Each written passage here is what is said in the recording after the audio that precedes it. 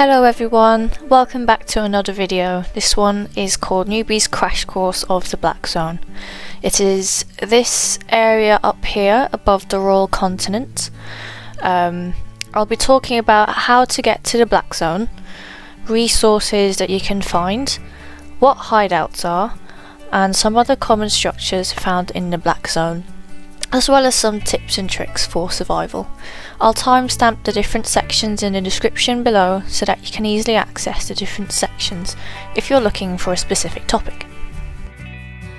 So first up is how to get to the Black Zone. You'll see here right now I'm in Bridgewatch, and this glowing gate is where the portal is. There is a portal in every city except for Caerleon. You can also find the portal with these two arrow signs. It doesn't matter which one you go into, it will both lead you into the same place, which is Conqueror's Hall level 1. And then down here is where you will find the portal. This big glowy yellow thing.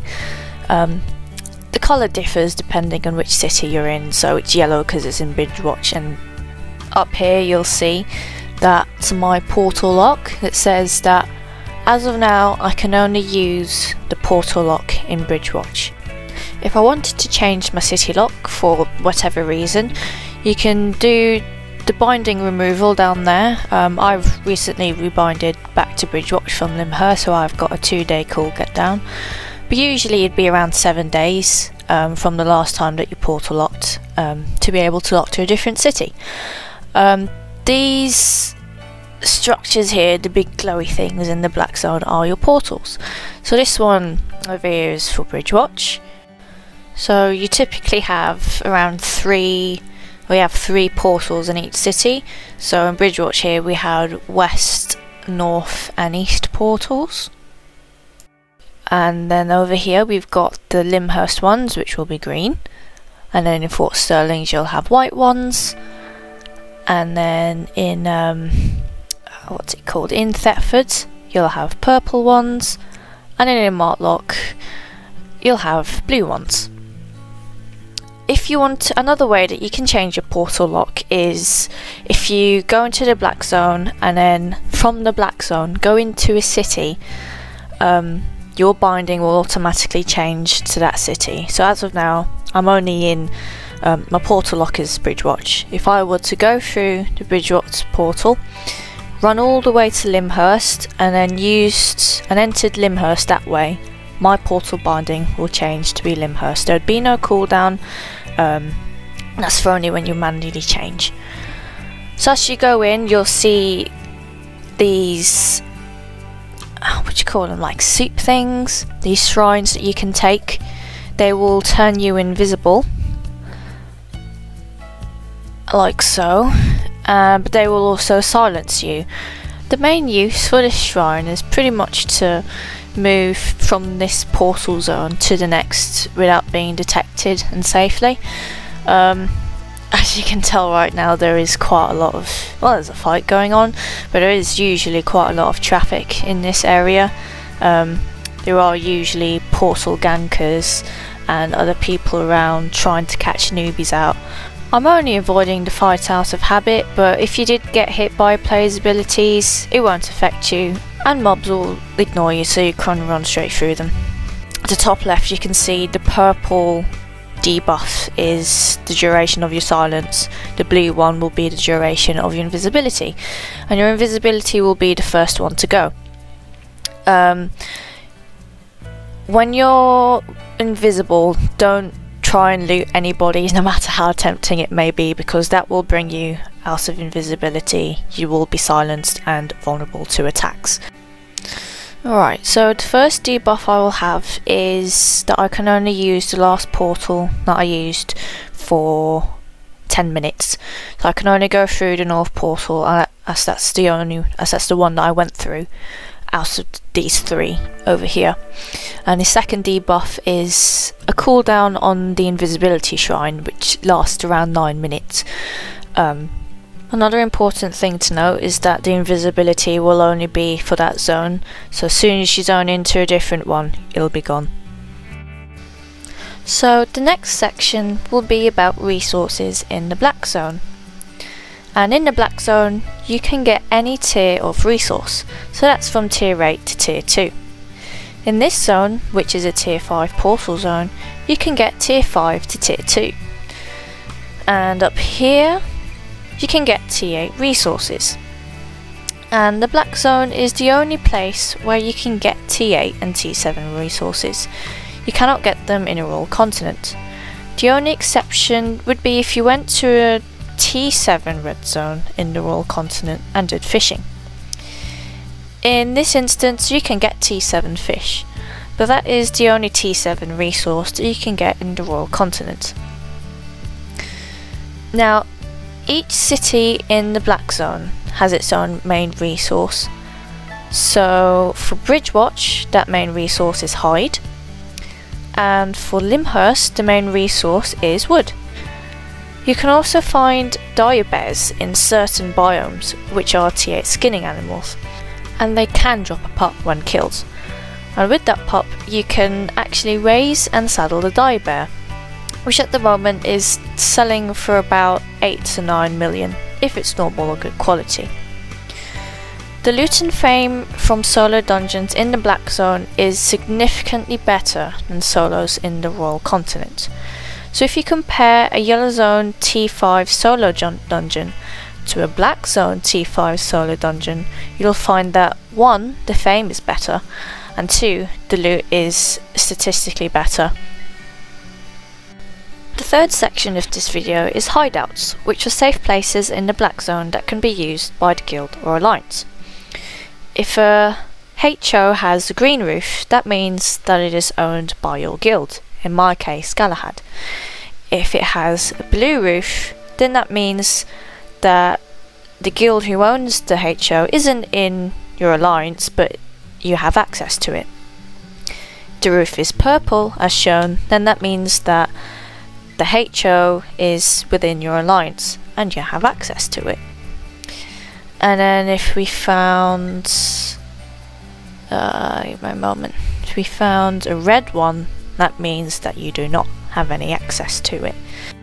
Hideouts are like a little city bank where you have a chest in the middle that you can store things, a market, and plots as well where the person who owns the HO can build stuff. In the black zone you also get crafting and refining bonuses, the same as you would as it did in a city. So if you press on the drop down menu, you'll see that, for example, in Bridgewatch you get a refining bonus for rock and crafting bonus for these armours and weapons. These will be the same as what you can refine and craft in Bridgewatch. The same will be true for Lyndhurst, same bonuses for the refining and crafting, which you can do in your hideouts. So the fourth section of this video is about common structures that are found in the black zone. In the black zone there are safe zones called rests. One here, such as Arthur's Rest, is between Bridgewatch and Martlock. Merlin's Rest is between Lyndhurst and Fort Stirling, and in Morgana's Rest is between Thetford and Fort Stirling. And in the rests you have a repair station, a marketplace, a bank, a travel planner where you can set your home or leave your stuff and travel back down to the continent. And those 3 little circles you see are invisibility shrines, which you can use within Arthur's Rest or whichever rest you're in. But the invisibility will not carry on through when you leave Arthur's Rest. In a black zone you also get outland banks. This is especially helpful if you or your guild does not have a HO in the black zone, so you can pay to buy a tab in this specific zone and then you can store your stuff inside of there. When you go to one in the black zone there will be what look like guards there, but they will not defend you. This red square is called a territory, and big guilds fight over this to own that zone. So Arch owns that zone at the moment because they've got a hold of that territory. If you're in the same zone as enemy territory, stay well away from it because the guards will attack you and alert the whole guild that someone is in their territory, and they may form up to investigate. But if your guild or alliance owns the territory, then you can use this to your advantage, run in the territory if you're being chased, and the guards will attack your attackers. And there's also a chest inside of the territory where you can conveniently drop your loot off and slash suicide if necessary, so that you don't lose your stuff and you can pick them up at a later date. Here you've got a castle, which can be taken by anyone. You don't have to own that area or territory. You can take it, and at different times of the day the treasure will spawn, and these times are shown here on the left. And whoever owns the castle at that time can go there and collect the treasure. The times that you see up at the top of the map are called ZVZ timers, and you can see the flashing one means that it is currently active, and if you're gathering in zones, it's a good idea to have a look at the ZVZ timers of the zones that you're planning to gather in, because if they are active there's going to be huge blobs in the area and you might get killed. These are called static dungeons, which are dungeons that are in the map and stay there.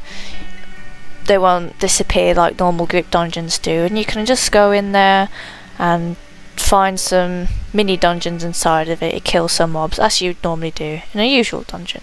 Mobs will also be a tier higher, so if there's static in a T8 zone, it will be the unofficial equivalent of T9 mobs. Up here you've got an ore node, and basically it shows that in this map, or in that specific area, there's more ore than you usually would find in that normal biome. This can be a good thing to look out for when you're planning your gathering routes, if you know which resource you want to gather. And finally, world bosses.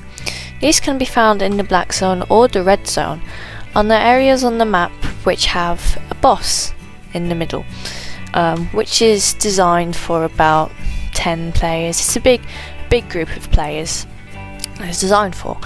You have a look at the map now. All the maps look like this, have the same design, a square map. And if you were in the red zone, the trail would usually be indicative of a PvP zone, because in the red zone normally you would flag up and then you can kill other people. So just like treasure areas, there would be a red ring around it. In the black zone, because it's all PvP and anyone can kill you, there's no need for that. Loot and silver are really good in these places, in the world bosses, but just be aware that it is open world and that another group could come in and sabotage it. And finally, the last bit of this video are tips and tricks for the black zone. And my first tip is to only wear what you can afford to lose. So if you're new and you're just starting out in the black zone, you'd probably want to wear about tier 4.1 or tier 5 if you're going to be doing, say, tier 5 dungeons. You could switch out Swift Claws for tier 5 horses as well to keep the price down. This is especially important because when you're in the black zone, the fact you're going to die, and you will probably die a few times. So it's important to keep your gear as cheap as possible and only to keep it to what you can afford to lose. The second tip is to stay in the mount circle at all times, which is this white line. As soon as you go out, your mount disappears, and it will take a while for you to get back on your mount. As you can see, if I stay in the mount circle and mount back up again, it takes significantly less time, and this could be the difference between life and death if a ganker is coming after you. This leads me on to my next point, which is if you see a red name on the edge of your screen, you don't know who's friend or foe, you don't know who's trying to gank you or who else is trying to gather if they're just a red name at the edge of your screen. So my advice is, if you see a red name, immediately mount up and just run in the opposite direction. If they're still following you, you still see the red name at the edge of the screen, chances are they're trying to kill you. If not, then circle around, just make sure the area is safe, and then maybe go back to what you're doing. I say this from experience because when I first started out in the black zone, I spent a lot of time running from every single red name that I saw and came across, and it made me quite unproductive. On the other hand, if someone is trying to kill you, then just get to the safest place possible, which could be your nearest HO or the portal. But 9 times out of 10, if you zone into a different zone, they'll stop chasing you. You should stay as close to your mount as possible, because if somebody, all it takes is one hit and your mount will disappear. No matter how strong their attack is, or if it's just an auto attack, your mount will disappear. My next tip will be about escape sets. And in my escape set I've got a Guardian helmet, which will give you a shield, a Cleric robe, which will also give you another shield but absorbs a lot more damage, Demon boots for if my health runs really low, can run away really quickly, and then a Blood letter, which is a weapon that has a lot of mobility. And then a shield for extra defense. A resist pot for when you anticipate damage to increase your defense and take less damage. Not really sure what the fish is doing there, but I'll take it out because that's definitely not part of an escape set. Use an omelette so that you have better cooldowns. There are different variations of the escape set, and one of them is a knight helmet for immunity against displacement. You can either have an assassin jacket as well for an invisibility spell. You can also have a double-bladed staff, which again has really good mobility. You have the cartwheel, the stun run, and a really long range E. Some people also use soldier boots instead of demon boots. The soldier boots is a gradual build-up spell which will cover a very long distance. However, it is susceptible to purges. As gankers, if it's a group of gankers, they usually have a purge. You can also use an invisibility potion if you don't want to use the assassin jacket, although one thing to be aware of is that if people are out to kill, they usually have poisons on them, and if you have any sort of damage over time, which could be poisons or bleeds, as soon as you go into invis, you'll come right back out of it. So if you take any sort of damage while you're invisible, it'll bring you back out. So that's one thing to bear in mind. And lastly, if you're not wearing a gathering badge, then I would recommend that you wear a Fort Sterling cape, which acts like a get out of jail card by cleansing a CC attack that you may take from gankers. And that is my crash course of the Black Zone. If you guys have any more questions, please comment below, and I'll see you in the next video.